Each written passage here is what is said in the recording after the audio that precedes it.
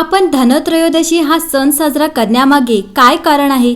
निश्चितच आर्थिक अडचणी दूर होऊन घरात भरभराट राहो यासाठी देवाची आराधना।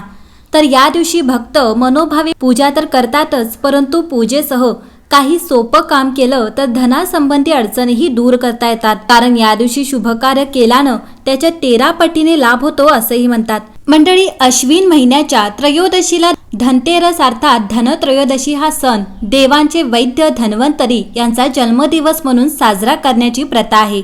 हा दिवस धन्वंतरी देवांचा जन्मदिवस असून त्यांच्या पूजेबरोबरच या दिवशी कुबेर, लक्ष्मी, गणेश आणि यम यांचीही पूजा केली जाते।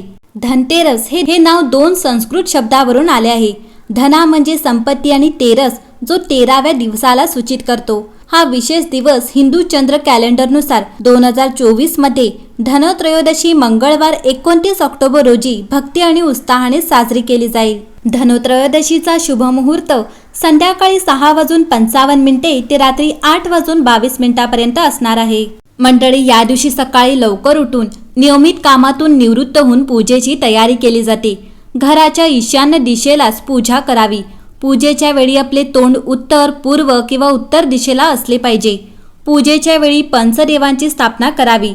सूर्यदेव, श्री गणेश, दुर्गा, शिव आणि विष्णू यांना पंचदेव म्हणतात। पूजेच्या वेळी सर्वांनी एकत्र येऊन पूजा करावी। पूजा करताना कोणताही आवाज करू नये। धन्वंतरी देवाची षोडशोपचार पूजा या दिवशी करावी, म्हणजे 16 क्रियांसह पूजा करा। पाद्य, अर्घ, आचमन, स्नान, वस्त्र, दागिने, गंध, फुले, धूप, दीप, नैवेद्य, आचमन, तांबूल, स्तवपाठ, तर्पण आणि नमस्कार। पूजेच्या शेवटी सांगता सिद्धीसाठी दक्षिणाही अर्पण करावी। यानंतर धन्वंतरी देवासमोर उदबत्ती दिवा लावावा। त्यानंतर त्यांच्या कपाळावर हळदी, कुंकू, चंदन आणि तांदूळ लावा। त्यानंतर त्यांना हार आणि फुले अर्पण करा। पूजेमध्ये अनामिका म्हणजे करंगळी जवळील अनामिका सुगंध, चंदन, कुंकुम, अबीर, गुलाल, हळद इत्यादी लावण्यासाठी वापरावी। तसेच वरील षोडशोपचारातील सर्व पदार्थांसह पूजा करावी। पूजा करताना त्यांच्या मंत्रांचा जप अवश्य करावा। पूजा केल्यानंतर प्रसाद किंवा नैवेद्य अर्पण करा। नैवेद्यात मीठ, मिरची, तेल वापरत नाहीत हे लक्षात ठेवा। प्रत्येक ताटावर तुळशीचे पान ठेवले जाते। शेवटी त्यांची आरती करून नैवेद्य दाखवून पूजेची सांगता होते। मुख्य पूजेनंतर आता प्रदोष काळात मुख्य गेटवर किंवा अंगणात दिवे लावा। तसेच यमाच्या नावाने दिवे लावावे। रात्री घराच्या कानाकोपऱ्यात दिवे लावू शकता। घरात किंवा मंदिरात कोणतीही विशेष पूजा केली जाते तेव्हा त्याच्या प्रमुख देवतेसोबत स्वस्तिक, कलश, नवग्रह देवता, पंचलोकपाल, षोडश मातृका, सप्त मातृका यांचीही पूजा केली जाते। मंडळी, धनत्रयोदशीच्या दिवशी लोक भरपूर खरेदी करतात। या दिवशी सोने, चांदी, भांडी, कपडे इत्यादी खरेदी करण्याची परंपरा आहे। असे म्हटले जाते की या दिवशी खरेदी केलेल्या वस्तू अनेक पटीने वाढतात, म्हणूनच या वस्तू खरेदी केल्या जातात। या दिवशी लोक मोठ्या प्रमाणात भांडी खरेदी करतात आणि त्यांना घरी आणतात। धनतेरसच्या दिवशी भांडी खरेदी करणे देखील खूप शुभ मानले जाते। पण तुम्हाला माहीत आहे का की या दिवशी भांडी खरेदी केल्यानंतर कधीही रिकाम्या हाताने घरी येऊ नये। या दिवशी रिकामी भांडी आणणे अशुभ मानले जाते, म्हणून तुम्ही ते घरी आणताच एकतर ते लगेच भरा किंवा बाहेरून भरल्यानंतर ते घराच्या आत आणा। असे म्हणतात की असे केल्याने घरात सुख समृद्धीचा वर्षाव होतो। फार कमी लोकांना या गोष्टीची जाणीव आहे। या दिवशी भांडीमध्ये कोणत्याही गोष्टी भरता येतील, जसे की जर तुम्ही धनत्रयोदशीच्या दिवशी घरी भांडे आणत असाल तर तुम्ही ते पाण्याने भरू शकता। असे मानले जाते की पाणी हे नशिबाचे प्रतीक आहे, म्हणून ते पाण्याने भरा। त्याच वेळी या व्यतिरिक्त घरी आणलेली भांडी गूळ, साखर, तांदूळ, दूध, गूळ आणि गहू किंवा मधाने देखील भरली जाऊ शकतात। धनत्रयोदशीच्या दिवशी नाण्याने भांडी भरणे देखील शुभ आहे। याशिवाय तुम्ही भांड्यात चांदीची नाणी भरून ठेवू शकता। अशा प्रकारे भांडी खरेदी करण्याची परंपरा सुरू झाली।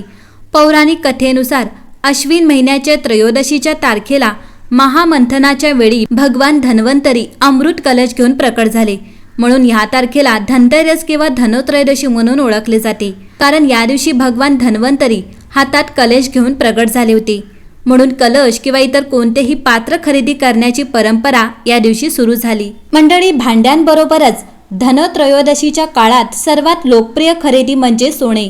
ते सोन्याचे दागिने किंवा नाणी असू शकतात। म्हणूनच धनत्रयोदशीच्या दिवशी सर्व दागिन्यांच्या दुकानांमध्ये गर्दी असतेच। सोने एक मौल्यवान धातू आहे आणि समृद्धीशी संबंधित आहे। आर्थिकदृष्ट्या सोन्याच्या गुंतवणुकीमुळे कधीही तोटा होत नाही। म्हणून धनत्रयोदशी असा दिवस आहे जेव्हा कुटुंबे फायदेशीर गुंतवणूक करून त्यांची संपत्ती वाढवतात। दुसरा आहे चांदी। प्रत्येकाला सोने खरेदी करणे परवडत नाही। जर तुम्ही करू शकत नसाल तर काळजी करू नका। धनत्रयोदशीला काय खरेदी करावे याच्या यादीतही चांदीलाही खूप शुभ मानले जाते। तुम्ही चांदीचे दागिने, देवी देवतांचे देवता, चांदीची भांडी किंवा अगदी चांदीचे सजावटीचे अँकलेट्स खरेदी करू शकता। तिसरा आहे धातूची भांडी। धनत्रयोदशी हा तुमची भांडी भरण्यासाठी चांगला दिवसच आहे। तुम्ही तुमच्या स्वयंपाकघरासाठी पितळ, तांबे, चांदी किंवा अगदी मातीची भांडी देखील खरेदी करू शकता आणि त्यात प्रथम प्रसाद शिजवू शकता। धनत्रयोदशीच्या दिवशी घरात रिकामी भांडी आणू नका असे काही लोक म्हणतात, म्हणून त्यात तांदूळ, दूध किंवा मसूर भरून आणा।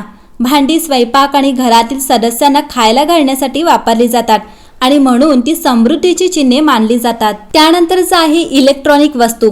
तुम्हाला तुमच्या टेलिव्हिजन, फोन किंवा इतर इलेक्ट्रॉनिक वस्तू काही काळासाठी अपग्रेड करायच्या असतील तर धनत्रयोदशी ही योग्य वेळ आहे। इलेक्ट्रॉनिक शोरूम्स देखील धनत्रयोदशीच्या दिवशी व्यस्त असतात आणि ते सहसा पहाटेपासून रात्री उशिरापर्यंत उघडे असतात। धनत्रयोदशीच्या दिवशी नवीन इलेक्ट्रॉनिक्स खरेदी करण्याबाबत एक चांगली गोष्ट म्हणजे तुम्ही दिवाळी सेलचा वापर मोठ्या सवलती मिळविण्यासाठी देखील करू शकता। पाचवी वस्तू आहे झाडू। झाडू घर स्वच्छ करतो आणि सर्व घाण, धूळ आणि अवांछित कण काढून टाकतो। म्हणूनच धनत्रयोदशीला काय खरेदी करायचे याच्या यादीत झाडू येतोच। असे म्हटले जाते की नवीन झाडू खरेदी करणे आणि जुने टाकून देणे सर्व आर्थिक अडचणी दूर करण्यास आणि नवीन सकारात्मक ऊर्जा आणण्यास मदत करेल। सहावे आहे कपडे।